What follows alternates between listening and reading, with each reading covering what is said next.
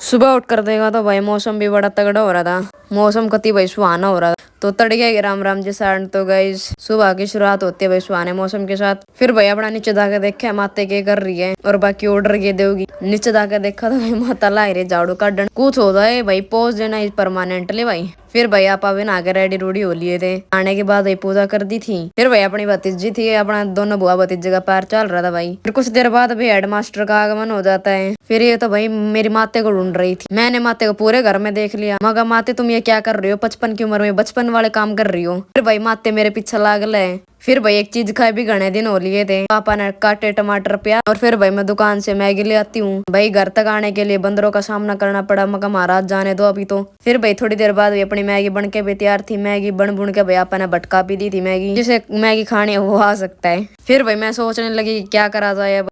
माते तो भाई लगी हुई थी फोन में बिजी थी माते। मगा माते तुम बिजी रहो मैं चलती हूँ भाई चीज लेने अपनी। फिर भाई आप दुकान पे चॉकलेट वोकलेट लिया।